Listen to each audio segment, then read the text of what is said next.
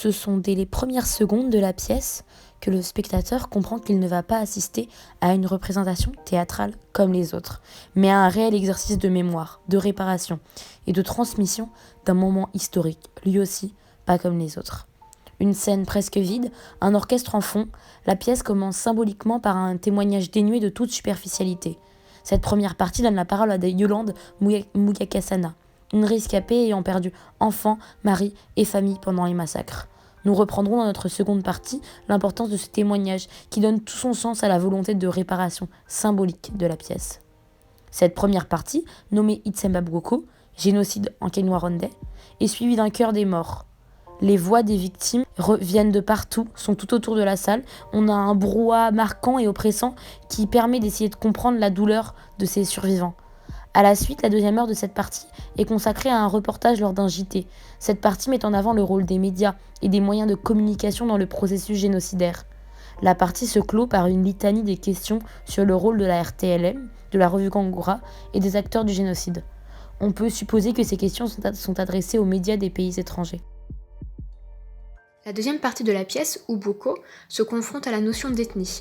On y retrouve le personnage de Bibibi, journaliste vedette qui est entré dans un grand désir de savoir, cherche un partenaire pour l'accompagner, qui se trouve être Jacob, un ébéniste juif dont la famille a été anéantie dans la Shoah. Ensuite, Jacques Descuvelleries entre en scène dans la personne d'un conférencier qui interroge Bibibi et Jacob sur une question de base, Hutu, qu'est-ce que cela veut dire, et Tutsi, qu'est-ce que cela veut dire. Ce passage est consacré à nettoyer ce qui est assurément faux sur la question Hutu et Tutsi, et il apparaît qu'à travers l'histoire, c'est-à-dire la constitution de ces identités, des divisions, des souffrances et des haines qu'elles ont engendrées, que la claire évidence que nous, Européens, sommes intimement liés aux prémices, à la structuration et au déroulement de l'horreur qui en résulte.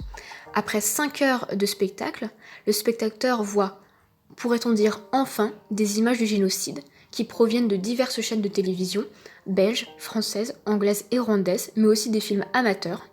Cette séquence de 6 minutes, Bibibi avait l'intention de la placer au début de l'émission qu'elle envisageait programmer suite à son long parcours, mais sa requête est refusée par ses supérieurs. Bibibi en reste donc là avec son enquête sur les bras.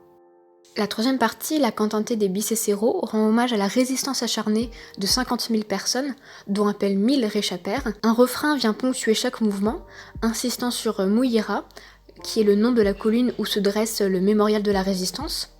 Cette partie est celle qui illustre de façon accablante le rôle et la participation de la France au génocide. En effet, fin avril 1994, l'opération française turquoise a pour but de faire cesser les massacres et de protéger les survivants.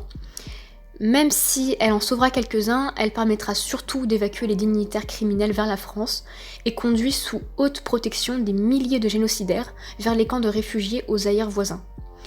Le spectacle se clôt enfin sur les noms des morts de Bicécéros. C'est un inventaire fragmentaire mais qui renoue avec le début. Comme Yolande, ils avaient un nom, un âge, une profession, une famille. C'était 1 million de fois une personne.